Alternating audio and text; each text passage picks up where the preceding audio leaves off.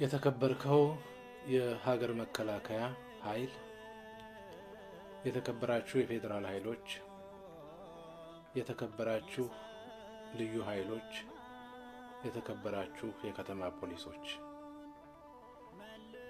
በሀገራችን በኢትዮጵያ ላይ አሁን ያለው ነባራዊ ሁኔታ የእናንተን አስፈላጊነት የሚያጠይቅ ሁኔታዎች ተፈጥረዋል።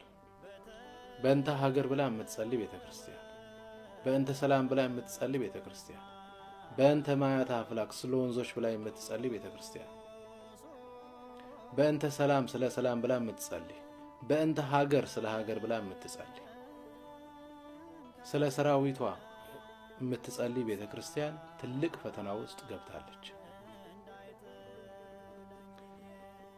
ቤተክርስቲያን ስንል ህዝቧንም ጭምር ነው።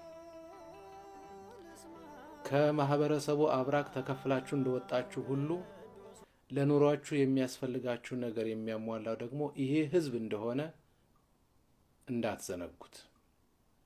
እስከ አፍንጫችሁ ያስታጠቃችሁም ከዚህ ህዝብ የተሰበሰበ ገንዘብ እንደሆነ እንዳትዘነጉት። አልባሳታችሁን፣ መጫሚያዎቻችሁን ሁሉ የገዛ ይህ ህዝብ እንጂ ስርዓት አይደለም። ስርዓት የንጉሠ ነገሥቱ ስርዓት አልፏል።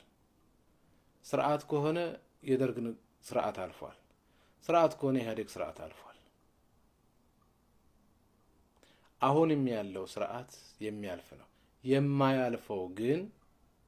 የማያልፈው ግን ላንተ የምትጸልየዋ፣ የማያልፈው ግን ላንተ መጫሚያ ትጥቅና ስንቅ የሚሆን ህዝብ እንደሆነ እንዳትዘነጋ በዚህ አጋጣሚ ማስገንዘብ እፈልጋለሁ።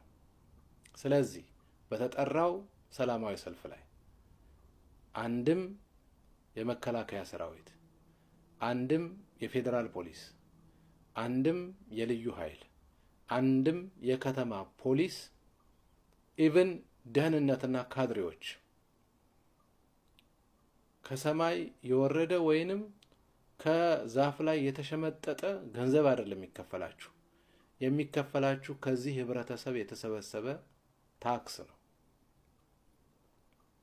ለስርዓት ብላችሁ ህዝባችሁን እንዳትገሉ፣ ለስርዓት ላላፊ ስርዓት ብላችሁ ወንድምህን እንዳትገል፣ እህትህን እንዳትገል፣ እናትህን እንዳትገል፣ አባትህን እንዳትገል። ስርዓት ያልፋል።